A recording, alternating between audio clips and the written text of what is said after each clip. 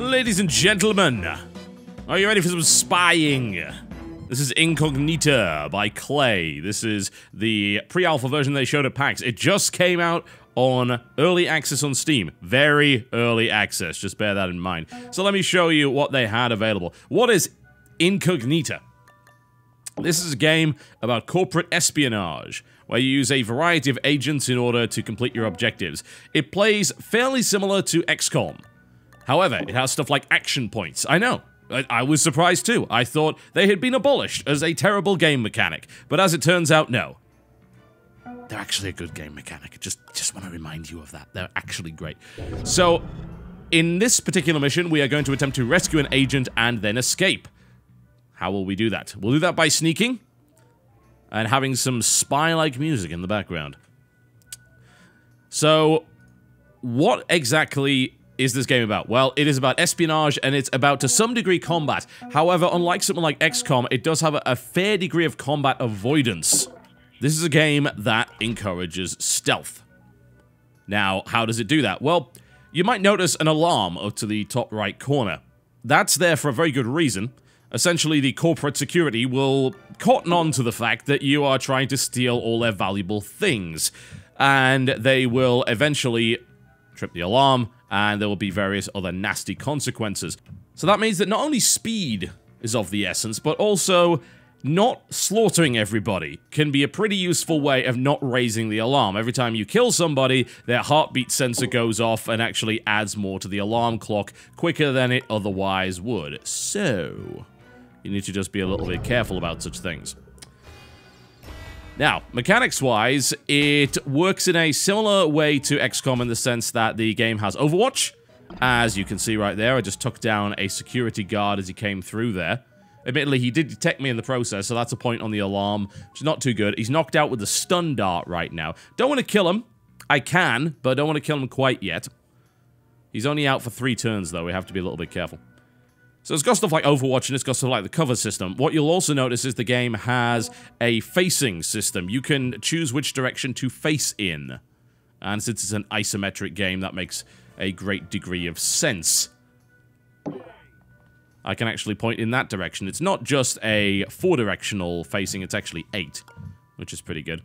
And then we shall take him down with the stun dart, and down he goes. There we go.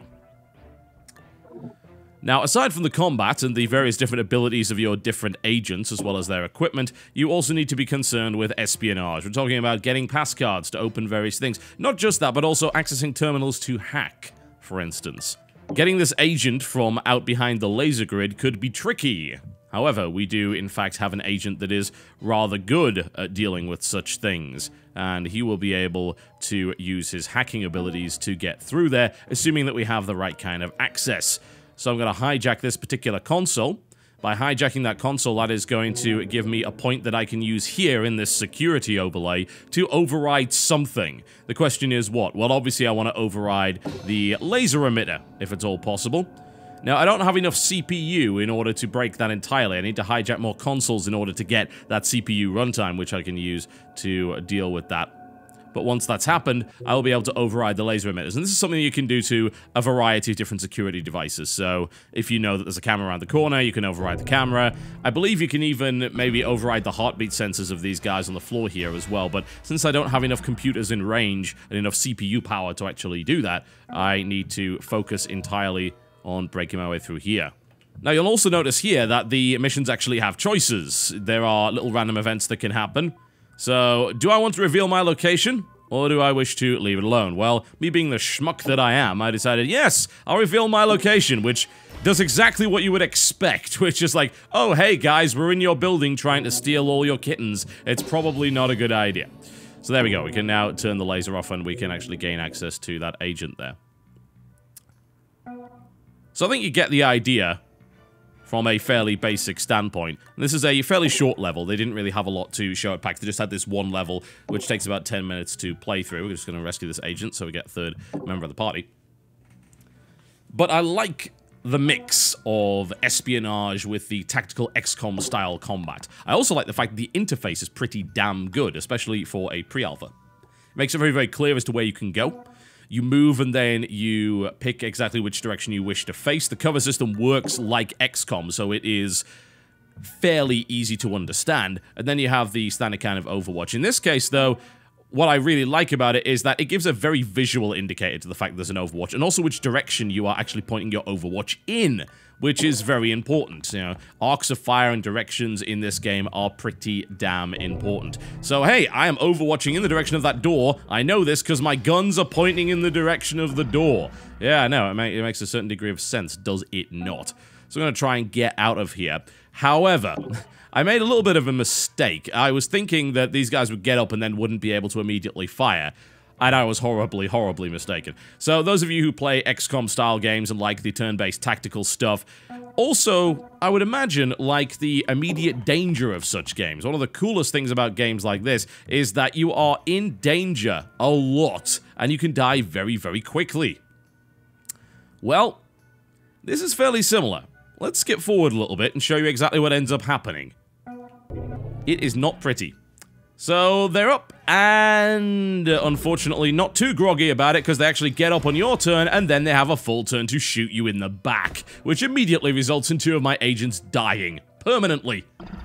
They are KO'd. You can get them back up, I believe. That is possible if you can get to them in, like, 1 turn, and that's assuming that you actually have a healing item. My guy over here, well, he kind of doesn't. He is the only one left. But he has a very particular set of skills. Skills that make him a nightmare for people like them. And he also has a sniper rifle, which is a rather useful tool to have. You can notice there, whenever you go to shoot, it will very clearly indicate who you're shooting at, and also give you information on crit chance and things like that. So he is down for the count. He will eventually die. That mechanic's quite important, because until he dies, he still has a heartbeat, until he bleeds out. So that alarm is not going to trigger until he's actually dead. So you do get a little bit of extra time there, which is always good. Now we can kind of finish them off. The game is pretty self-explanatory by looking at it, aside from looking at the way that the security, hacking, and systems work. That's a little bit unusual. But I think the combination of the stealth with the espionage and the combat makes it an intriguing possibility. This is a new kind of graphic style for Klei as well, who are pretty famous now for having a number of very interesting and unique aesthetics. You had the Shank series along with Mark of the Ninja that looked fairly similar, and then of course you have Don't Starve, which doesn't really fit in there anywhere, which is pretty cool. And now we've got this, which is a pulpy kind of graphic novel style of looking at things, which I like an awful lot. Actually reminds me a little bit of Evil Genius, only maybe the game's actually good. We will see. For what I've seen of it so far, it looks pretty damn promising. I have a decent amount of faith in Klei, specifically because they haven't really led me astray up to this point. Don't Starve, Mark of the Ninja, and of course both the Shank games are really, really good, and I'm glad to see Klei continuing to pump out these really interesting titles. This interests me more than any of their other games, I've got to say. You'll also notice that you can actually peek around corners, which it doesn't give you complete information, but it is very, very useful regardless. This is the one I'm interested in the most because it is a genre that I very much like.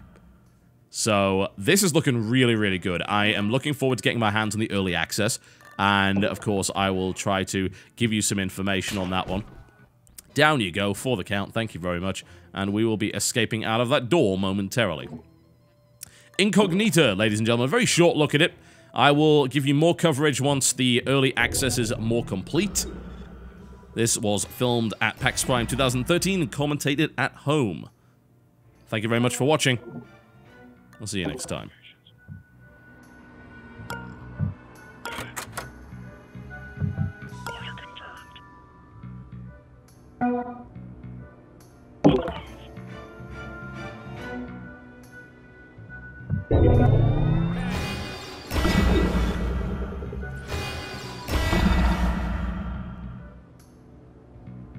Confirmed.